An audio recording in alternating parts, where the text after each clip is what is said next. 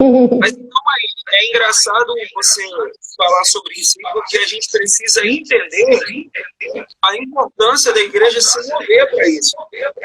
Sim, A importância da igreja é ela ter fundos para missões, a importância da igreja ter. Eu falo mesmo para você, a gente tem 11 anos e a gente vê a dificuldade.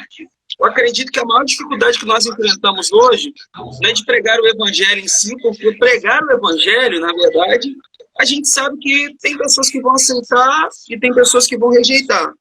Mas, isso, infelizmente, o que a gente mais percebe é a falta de incentivo para essa área missionária. É a falta de exatamente. incentivo das pessoas em relação a missões. Vai compartilhando aí, galera. Em nome de Jesus. Não vai descer um varão nessa live, não. Mas enquanto você vai compartilhando aí, eu sei que Deus vai abençoando as vidas aí, Deus vai abençoando as famílias, Deus vai abençoando em nome de Jesus. Rapidinho nós vamos lá. Então, eu queria fazer a pergunta aqui, Maíra.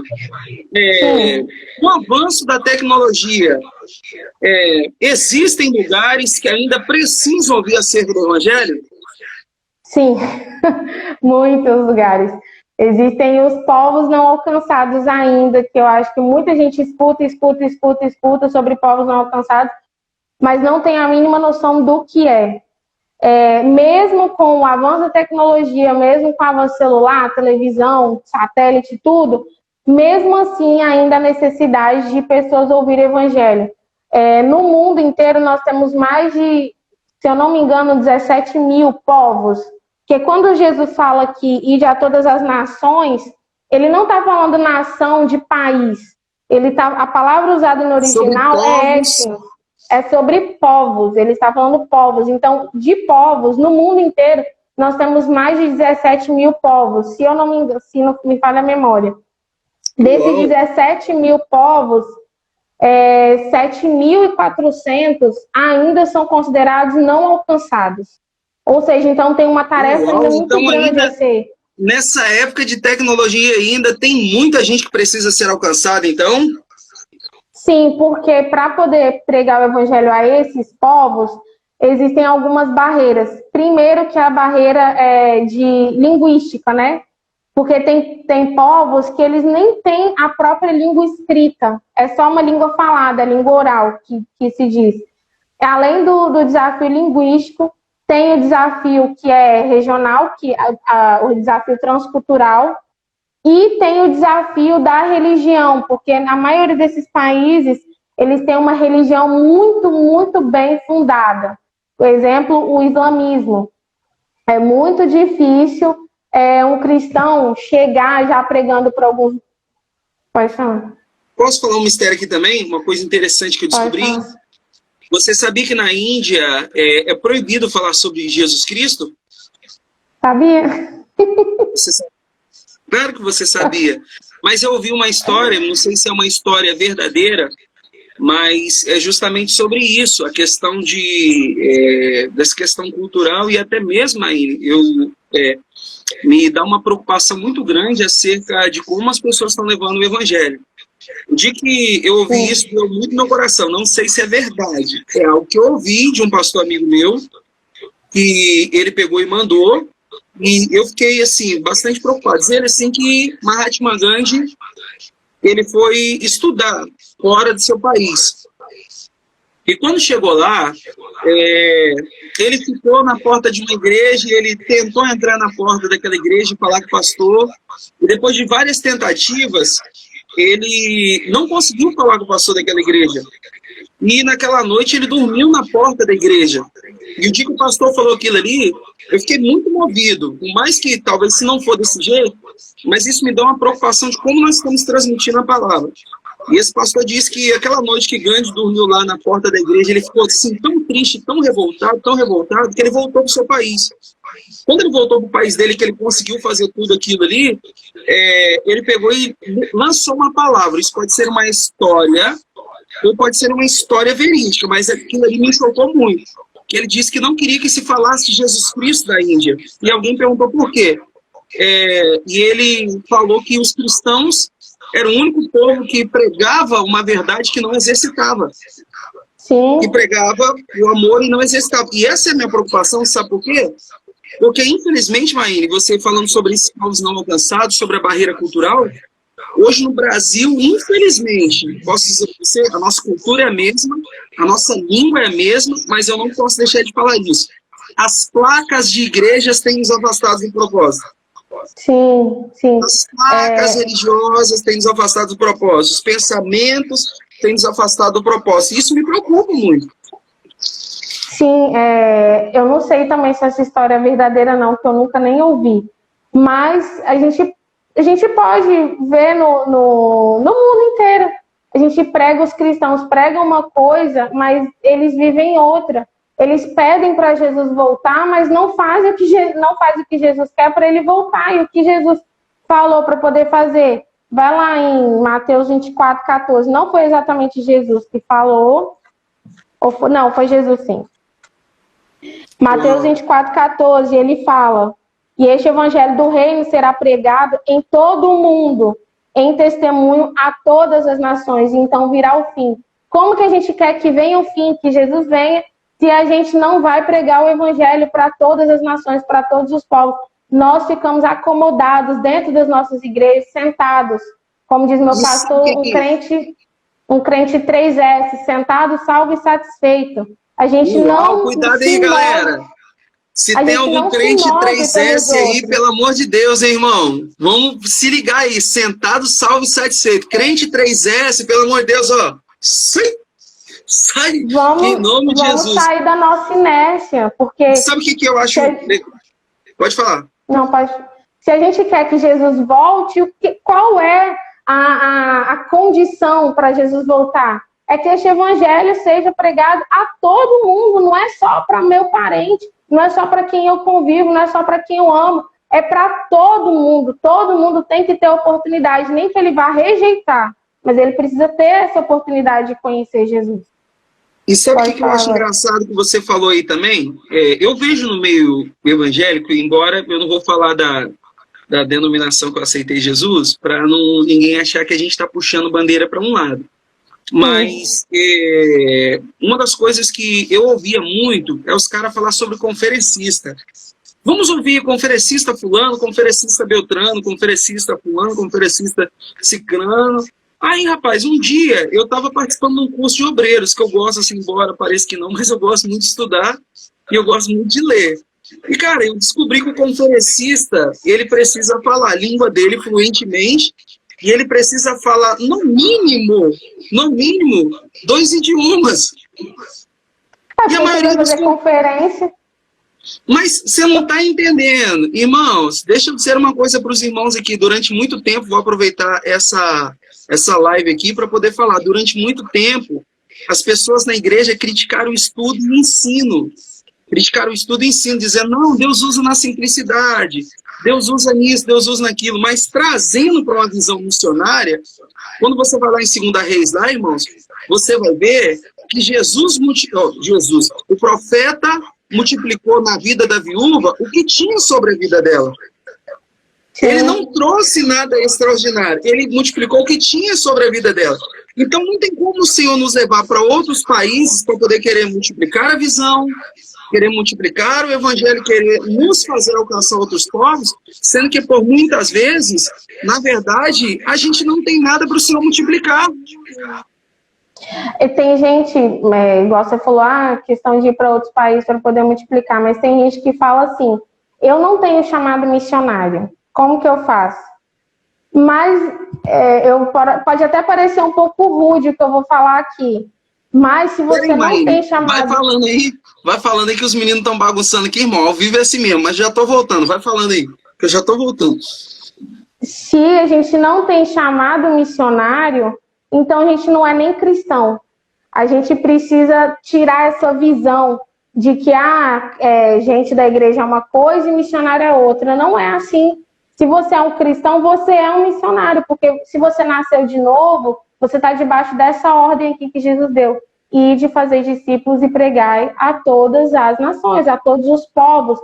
Então, você não pode dizer, eu não tenho chamado missionário. Sim, você tem chamado missionário. A diferença é que, qual o seu campo de atuação?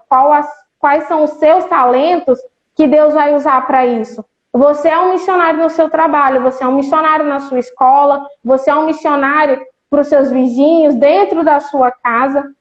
Então, quais são os talentos que você vai usar para isso? Se você é um engenheiro, você vai usar os seus talentos para conquistar os povos que são da engenharia.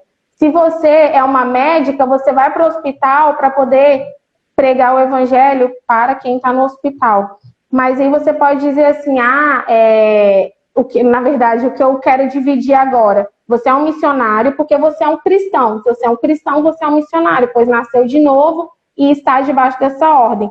Mas existe a diferença de você ser um missionário transcultural e um missionário urbano, ou um missionário mesmo da igreja normal. Porque o transcultural, ele tem um chamado diferente. Isso é verdade, Sim. Ele tem um chamado diferente. O coração dele arde por outras coisas. Se você é um missionário urbano, seu coração arde por outras coisas. E se você é um missionário da sua casa, seu coração vai arder por outras coisas. Uau, e é esses então, talentos... Tem o transcultural, tem o urbano e tem o da sua casa. E tem o cristão, missionário normal. Nossa. Missionário normal, missionário transcultural, missionário urbano. E aí, o que Deus vai fazer com isso são os seus talentos. Ele vai aperfeiçoar, trabalhar os seus talentos e até acrescentar. A diferença é que você, por muitas vezes, Deus vai fazer esse trabalho nos seus talentos durante a ação. Ou seja, você precisa dar o primeiro passo. Você não tem que esperar estar pronto. Você tem que se dispor. Você tem que aceitar a ordem que Deus mandou. Porque as pessoas ficam pensando assim, será que é o meu chamado? Será que eu vou? Gente, a ordem já foi dada. O que Deus tem que responder é quando você não vai. Então, você tem que ir até Deus falar, não é o seu lugar aí, o seu lugar é aqui. Não quero que você faça isso, eu quero que você faça isso aqui. Entendeu? Sabe por quê, mãe? Porque, missionários. Na verdade, eu vejo muitas profecias, falando no âmbito profético da igreja, eu vejo muitas profecias sendo liberadas, mas, na verdade, profecias que, de certa forma, acabam causando comodismo. Porque, pelo que você está falando, eu vejo que a maioria das pessoas estão acomodadas na igreja. Então, as pessoas estão brigando por microfone, não que não seja importante. As pessoas estão brigando por microfone, as pessoas estão brigando por oportunidade, as pessoas estão brigando por cantar no coral. E sabe o que é mais interessante? Não sei se o Teixeira está aí. O Teixeira é da nossa cobertura. E o mesmo pastor do Teixeira, o mesmo pastor meu, o pastor Daniel, pastor de uma galera que eu acredito que está na live aí. O nosso pastor, ele fala uma coisa interessante. Ele falou, irmãos, quando Jesus ele veio, Jesus ele me deixou o ministério do louvor, o ministério das irmãs. Jesus ele não deixou coral, não deixou... Ele só deixou nada. Discípulos. Ele só deixou discípulos, ele deu uma ordem específica para eles. Falou bem assim, olha, vão e façam discípulos, como você falou, de todas as línguas, batizando-os em nome do Pai, do Filho e do Espírito Santo. E na verdade, ô Maíne, isso me faz entender também que a Bíblia diz que nos últimos dias o Senhor vai perguntar e vai pedir para nós, e vai falar bem assim, poxa, me mostre as obras das suas mãos.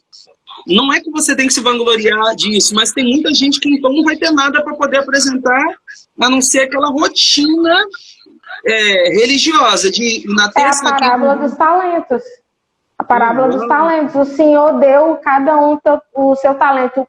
E o que você fez com o talento que o Senhor te deu? Quando o Senhor voltar, ele vai falar o quê? Servo bom e fiel, ou eu não te conheço? Servo mau e infiel. E deixa eu fazer uma última pergunta agora, Maíne, porque o tempo já está correndo já. Depois a gente já tem eu ia fazer a da igreja, mas eu vou falar que eu acredito que isso aí já está específico e a gente já faz uma outra. Eu não tenho um chamado missionário. Como eu faço para poder estar ajudando? Essa é a última pergunta aí, e eu queria que você esclarecesse ela para a gente aí, eu queria que você desse uma explanada para a gente isso aí, depois a gente vai compartilhando com os irmãos aí. Pode falar. Foi isso que eu falei a respeito de eu não tenho chamado missionário. Todo mundo é um missionário, ou você não é cristão. Ou você é missionário... Como é que eu faço para poder ajudar missões? Tem diversas formas. Então, fale todas essas formas para a gente ir. Tem 3 que são mais comuns, que é indo, orando e contribuindo. Tá. Então fale que eu já estou voltando. Indo é quando você tem chamado transcultural, você ir. ou quando você se dispõe mesmo a fazer missões dentro da sua casa, do seu trabalho, na sua escola, você diz, Senhor, eis-me aqui. Então você vai. Vai, não importa para onde. Como eu disse, você já tem uma ordem, então você só continua indo. Até quando Deus falar assim, não, aqui chegou, eu não quero mais você aqui, eu quero você ali naquela outra obra. Então você vai fazer aquilo que Deus pediu. Contribuindo é você contribuir com missões. Hoje, como eu disse, dos povos não alcançados, tem mais de 7 mil povos que são considerados ainda não alcançados. Esses povos não alcançados, eles têm menos de 2% de cristãos confessos, nativos, ou seja, é difícil a propagação do evangelho entre eles porque tem menos de 2%. Então, o que é necessário? Que vá pessoas de fora para que evangelize esses povos. Só que aí está o grande problema em questão de contribuição de missões. Não tem missionário suficiente transcultural, porque não tem como eles sobreviverem. Por quê? É pela fé que eles vivem? É pela fé. Deus vai prover? Deus vai prover. Mas como que Deus vai prover? Usando pessoas. E se as pessoas não estão com o coração dispostos a serem usadas, como que o missionário vai sobreviver? Hoje tem uma base de cálculo que para missões é doado somente para missões transculturais, que eu digo. Não digo só dissertar, é transculturais mesmo, para outro país. O cálculo que é feito em média é doado 2 centavos de dólar para missões, por cada pessoa, para missões transculturais. Ou seja, quase é nada. Quem é que vive com 2 centavos? Ninguém. Então, juntando tudo, não tem como manter vários missionários lá. E esse é o grande problema das pessoas entenderem. Minha igreja é pequena, como que eu dou? Eu não tenho dinheiro, mas eu tenho certeza que você toma Coca-Cola e coxinha quase todo final de semana. Isso que eu ia falar. Sabe o que eu acho engraçado, mãe? Ninguém tem dinheiro para poder ofertar. Mas todo mundo, na hora de sair, pede dinheiro emprestado para poder rachar o lanche ou para poder comprar Coca-Cola. Então, quando você ajuda a missão, não é porque não tem condição de ajudar a missão, é porque, por muitas vezes, a mentalidade da igreja não está voltada para isso. Sim, é uma questão mentalidade, de o pensamento da igreja. Porque, sabe uma coisa que eu vou falar para você também, falando sobre isso? Eu fico vendo que a Bíblia manda a gente cuidar dos órfãos, a Bíblia manda a gente cuidar das viúvas, a Bíblia manda a gente cuidar dos estrangeiros, no caso que você pegou e falou aí. E a Bíblia também fala para a gente poder lembrar dos presos como se fosse a gente, dos maltratados como se fosse nosso corpo. Na verdade, a igreja... Eu acredito que a igreja do século XXI ela não se preocupa muito com isso. De preparar pessoas para poder alcançar essas pessoas. Não. E eles não têm uma mentalidade formada que é necessário manter um missionário, já que, olha só, pensa por um lado. Se eu não posso ir e tem alguém que pode ir cumprir a tarefa que Deus ordenou e que eu quero que Jesus volte logo, qual é o mais sensato a se fazer? É você ajudar aquela pessoa que está disposta a largar o que ela tem para ir e manter ela lá. Aí você já que você não pode ir, ajuda o outro aí, entendeu? E as pessoas não têm essa mentalidade formada. E, infelizmente, os cristãos são o único povo que abandonam os seus soldados no campo de batalha. No campo de batalha. E aí vem... É muito doloroso ver isso. O terceiro ponto, que é orando. O missionário, além de ter a responsabilidade da igreja em mantê-lo lá, a igreja também é responsável por orar por ele. Base espiritual, o missionário também é gente. O missionário sente as coisas, o missionário é humano. Então ele vai estar lá num lugar que não é o país dele, ele vai estar rodeado de pessoas que provavelmente, quando descobrirem que ele é cristão, vão querer matar ele. E ele não tem amigos, não tem nada, não tem o próprio sustento, ele é sustentado pela igreja. Você acha que uma pessoa fica como lá? A pessoa fica abalada e ela precisa desse apoio. Ela precisa do apoio espiritual da igreja, ela precisa do carinho das pessoas. É por isso que é importante ter uma sincronia com o missionário e a igreja. Nenhuma igreja vai mandar um missionário, uma pessoa que não reconhece nele aquele chamado. Uma pessoa que acha que ela tem o chamado e a igreja não reconhece. Porque quando a igreja não reconhece e ele vai, chegando lá, quando o negócio apertar aqui, a primeira que ela vai cortar é ele. Entendeu? As igrejas têm esse mau pensamento de a primeira coisa quando o negócio aperta na arrecadação da igreja é diminuir os valores que são enviados para missões, mas não. Tem um pastor, ele já até faleceu, o pastor Edson Queiroz, ele foi pioneiro em missões aqui no Brasil, e ele fala no livro dele, esse livro aqui, ó, A Igreja Local e Missões, ele fala, coloque missões em primeiro lugar da igreja e Deus acrescentará o que necessita. Então, uma igreja não pode dizer que ela é pequena o suficiente para ofertar em missões. Oferta o que tem. Dá o primeiro passo, porque se você não for fiel em ofertar em missões pequeno, grande é que você não vai ofertar mesmo. Entendeu? E sabe o que eu acho mais interessante? A gente nunca liga de comprar um celular de R$1.000, mas a gente nunca daria R$1.000 de oferta para missões. R$1.000, exatamente. Eu desafio, quem está escutando aqui, eu desafio durante 30 dias, não comprar não comprar Coca-Cola, não comprar coxinha, pegar esse dinheiro e falar, se a sua igreja não tem agência missionária, não tem nada, procura uma agência missionária que eu vou falar uns nomes de umas agências sérias e doa. Eu tenho certeza, não é uma barganha. Na verdade, eu posso falar para você que, infelizmente, as pessoas reclamam da corrupção do evangelho, mas se a igreja ela fosse preocupada com isso, eu acredito que os primeiros soldados que estão morrendo no campo de batalha são os pastores. E tem muito pastor sério também que largou família, que largou casa, que foi na Argentina, IDERP, queria até, não sei se tem os irmãos da IDERP aí, eles têm pastores lá na Argentina, lá, que para poder, às vezes, levantar a oferta, irmãos, as pessoas pegam e olham, tipo assim, como se a vida fosse fácil. Irmãos, missões não é, de certa forma, aventura, não. É como a Maíne falou, isso é até interessante o que você falou, Maíne, porque a gente pode perceber que há um sacrifício pessoal de quem vai para o campo de batalha. Sim. É um sacrifício pessoal de sonhos, é um sacrifício pessoal de vontades. É claro que a gente sabe que a gente vai ser recompensado pelo Senhor. Mas ser abraçado nesse campo aqui é algo extremamente importante para que a pessoa possa desenvolver o chamado dela. É claro, irmãos, que eu quero que você entenda.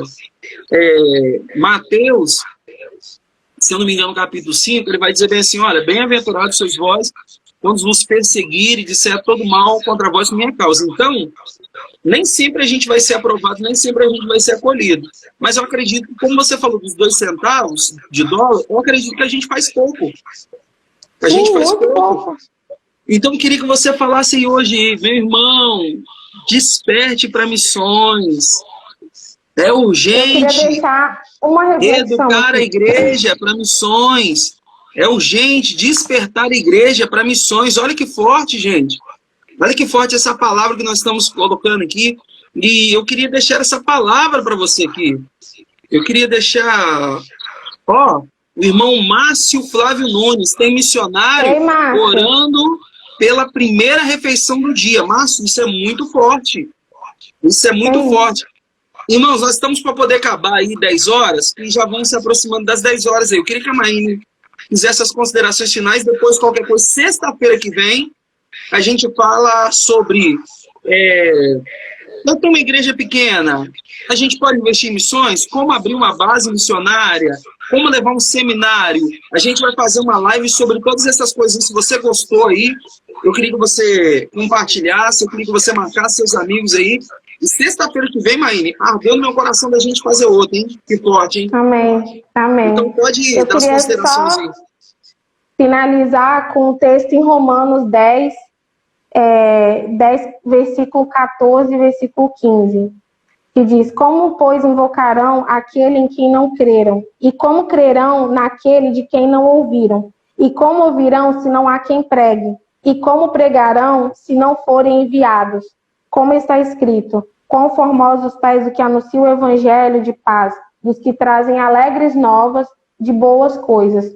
Gente, essa live aqui é muito importante em relação à consciência de missões, porque Paulo aqui fala sobre a questão da salvação no capítulo 10 de Romanos.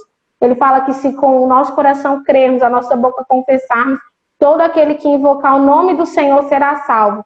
Mas tem um trecho aqui que ele fala do 15, do 14, que como que eles vão invocar Se não tem quem fale, eles não conhecem. Se não tem quem fale para ele em quem invocar.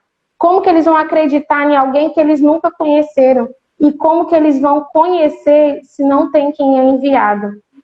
Então, eu queria que hoje vocês orassem ao Senhor, pedissem perdão pela inércia. Se você não pode ir para outro país, se você não pode fazer missões, faça missões dentro do seu bairro, porque tem gente que fala, para que pregar para longe, se tem um monte de gente aqui pregando o evangelho perto?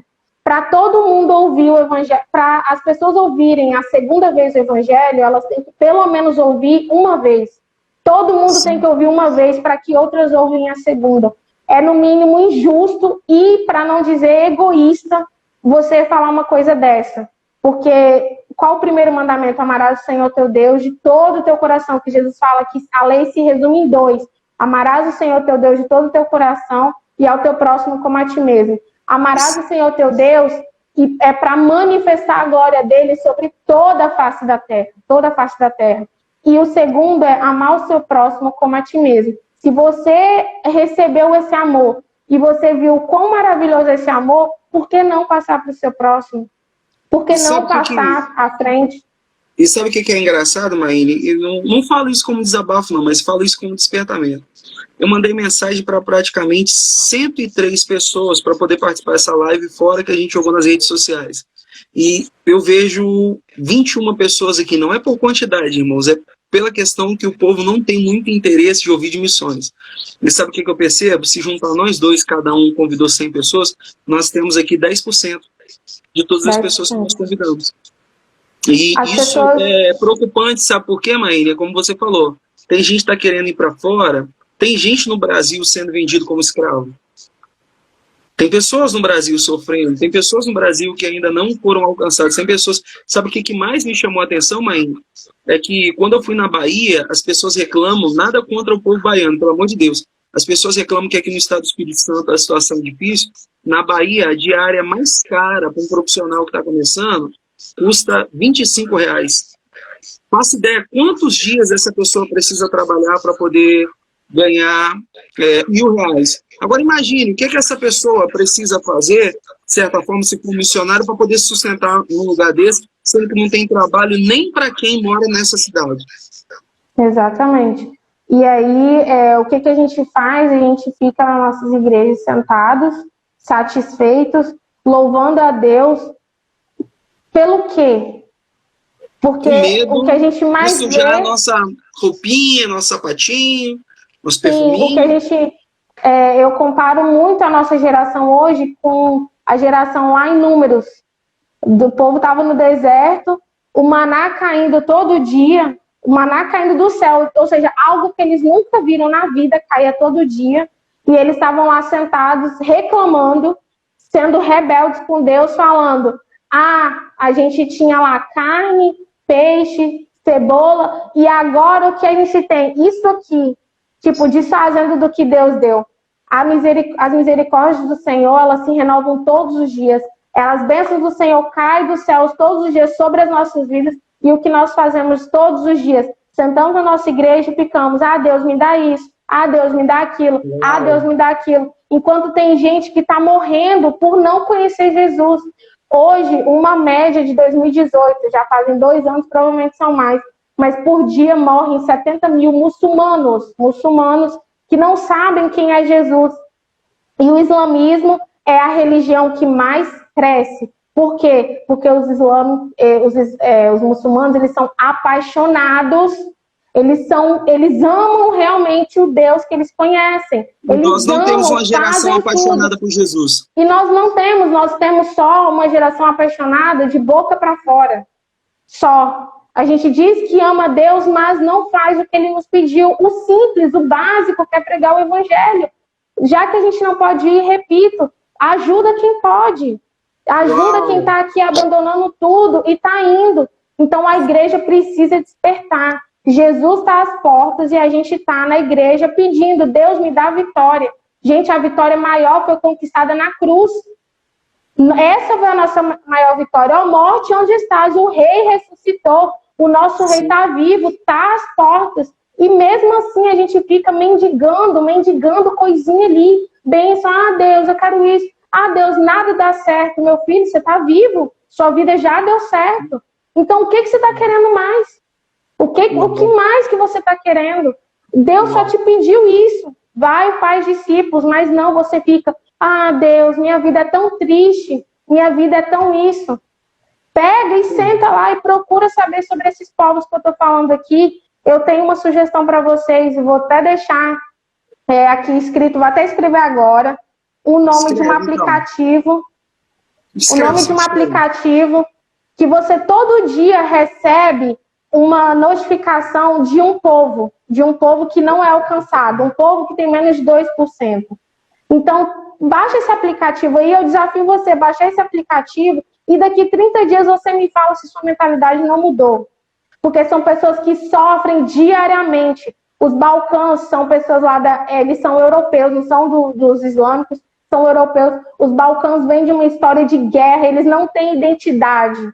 Então, eles precisam conhecer a Deus para quê? Para ter a identidade firmada neles. Eles não têm identidade, é um povo misturado, que não sabe de onde veio, para onde, por que veio. E eles são curiosos. Então, qual é interessante? A gente ir lá e falar do Evangelho, aí vem lá na Ásia, as Filipinas, tanto lugar para falar de Jesus. Sabe o que é interessante você falar disso? Porque no Haiti, antes do terremoto, que deu um tremor lá que matou quase 1 milhão de pessoas lá, no Haiti tinha aproximadamente 3% da população era cristã. Depois que houve o terremoto lá, Deus fez um reboliço lá, que da última vez que eu pesquisei, aproximadamente 57% da população do Haiti já tinha se convertido ao Senhor Jesus. Ou seja, precisa haver um desejo. Às vezes, pastor, a violência no meu bairro está demais. Mas, cara, às vezes você tem uma missão urbana. Você não evangeliza o vizinho, você não está ali. Cara, Deus te colocou no contexto. E é interessante falando isso aqui, mãe, não vou pregar, mas é interessante falar isso aqui.